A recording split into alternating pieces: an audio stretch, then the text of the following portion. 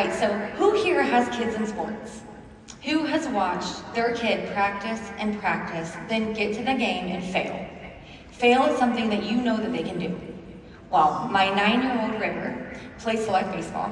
This season, he couldn't hit the ball to save his life. After 30 games of maybe one strikeout, one walk, he went to a huge league game and struck out 3 times. My heart crumbled when I saw his face going to the dugout. He had spent hours and hours in the cage. If he had 100 pitches thrown to him in the cage, he hit 94. But as soon as he hit that plate, he couldn't do it. I knew he could hit the ball. He knew he could hit the ball. His hips were perfect, his swing was great, but his mind just wouldn't let his body do what he knew how to do. When we got home from that game, I was determined to find something to help him.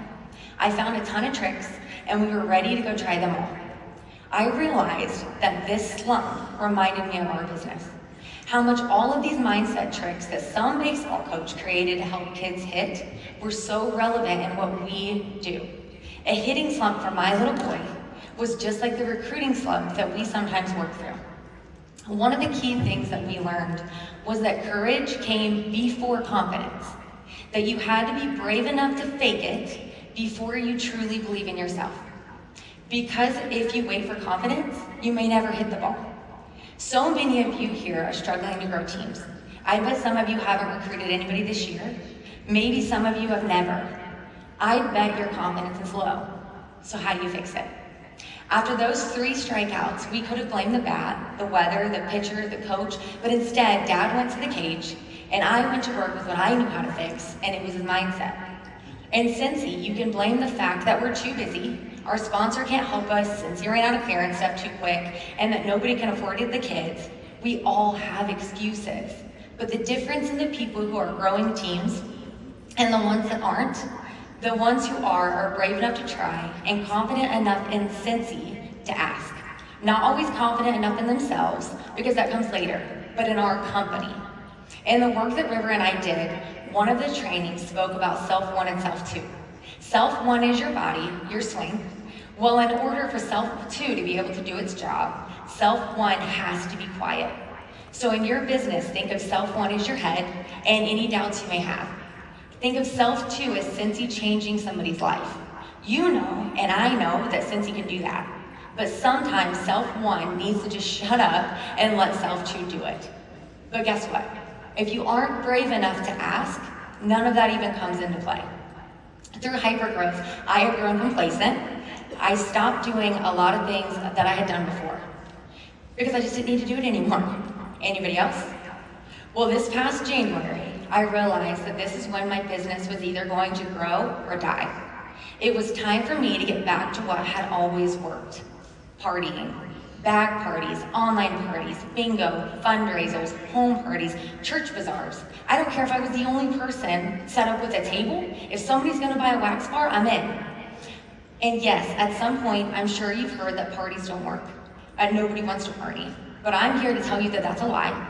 People are partying. Maybe not how we used to, but this is when it's up to us to be innovative and find new ways.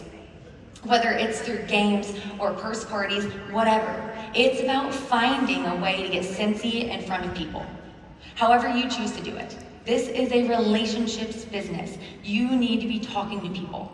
I decided that I was going to spend all of March and April focusing on my funnel and finding new people. I knew that after 8.5 years, my business needed new customer blood. Well, come May 1st, after pouring into meeting new people, I had grown a new dream team list, something I haven't made in a really long time. But since then, I've sponsored 7 new people that I didn't know before I did all of this. And yes, of those 7 new people, I probably got 70 no's, or I was left on red, or even blocked, or guess what? I survived, and I bet at least one of those 70 no's will come back one day as a yes. But just like you would never give up on your kids or somebody that you love because they struck out in a baseball game, why would you ever give up on you? Be your own biggest fan. Love yourself, even through the failure. Brush it off and try again, just like you would tell a 9-year-old. You guys know this business can change lives. Are you sharing it? Are you using Cincy? Are you sharing the counter clean, or are you using Fabuloso? Are you using whiffs or whatever wax things sell at Dollar General? Are you sharing the little things? Remember, $200 is life-changing. $200 is the difference in feeding someone's family. Heck, even 50 bucks can change somebody's life. It can be the difference in a date night to save a marriage. Life-changing isn't always quitting a job or buying a house. You hold the key to literally changing somebody's life, and you need to be screaming it. I started this business with no cell phone and no car. I needed $200 I didn't have for preschool. $200 in 2016 was life-changing for me. If no one had asked, I'd be back to work. I don't even know how we would have put the boys through preschool.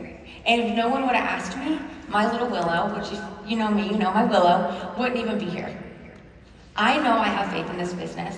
I know the power that it has. For what I lack in courage, I make up for in confidence and Cincy. And I hope all of you do too. If you're out of people to ask, find new people.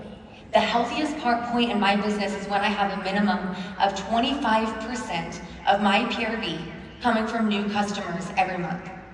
That keeps my sponsoring well full. And to finish my story, after that game that River struck out 3 times and we worked on his mindset, he only struck out 1 more time over the last 15 games. Although my husband will never give me credit, I know it was all in his head. He just needed to fix his mindset.